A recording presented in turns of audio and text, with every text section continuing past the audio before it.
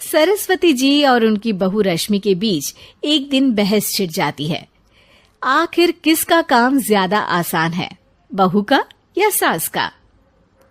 माँ जी, सास को काम ही क्या है, आपके सारे काम उंगलियों पे तो हो जाते हैं। कुछ भी। हाँ, हिसाब तो उंगलियों पे ही हो जाता है ना। अरे बेटा, ऐसा सिर्फ अभी लगता है।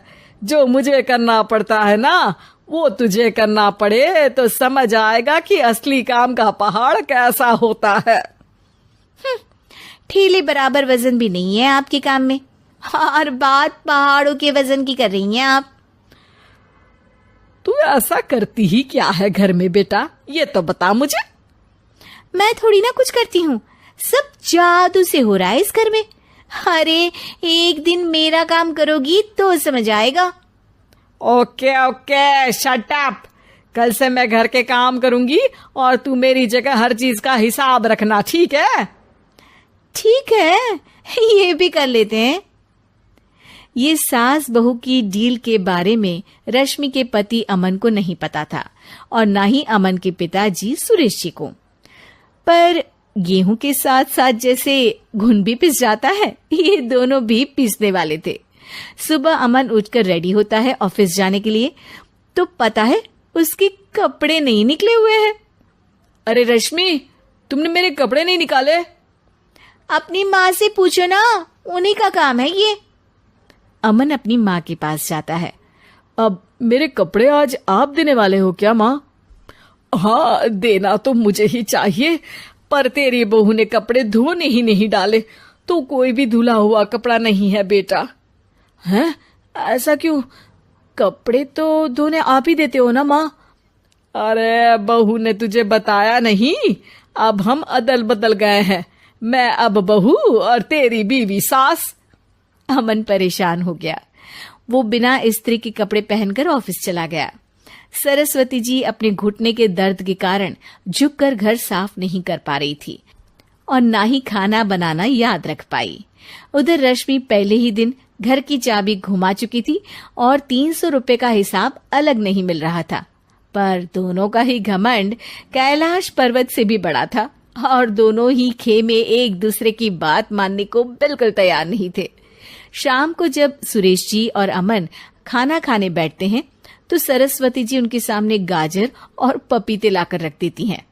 अरे माँ, ये क्या है? ख्याली पुलाव के साथ सलाद। माँ जी खाना बनाना भूल गई लगता है।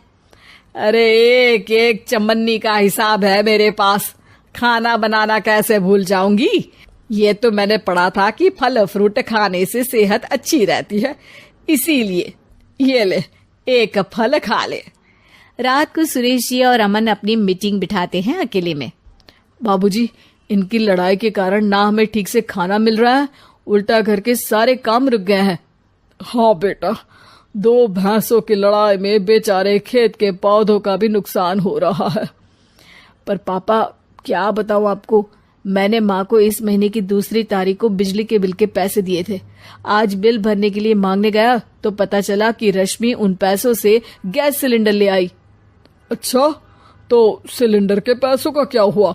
अब सिलेंडर के तो कोई पैसे नहीं थे बाबूजी, हमारे घर पर गैस की पाइपलाइन लगी है ना। बेटा, इन दोनों का कुछ करना पड़ेगा, नहीं तो अपने घमंड के चक्कर में पूरा घर बर्बाद कर डालेंगी ये दोनों। अमन और सुरेश जी काफी सोच विचार के बाद एक निष्कर्ष पर पहुंचते हैं। रात ही को दोनों अपनी पत्नियों की अलमारी से नई साड़ी निकालते हैं और सुबह जब रश्मि और सरस्वती जी उठते हैं तो देखते हैं कि दोनों पति साड़ी पहनकर चढ़ाव पर सब्जियां काट रहे हैं। अरे ये सब क्या हो रहा है? क्या हो रहा है मतलब? आप दोनों अदल बदल हो सकते हो तो हम क्यों नहीं? अरे क्या मतलब?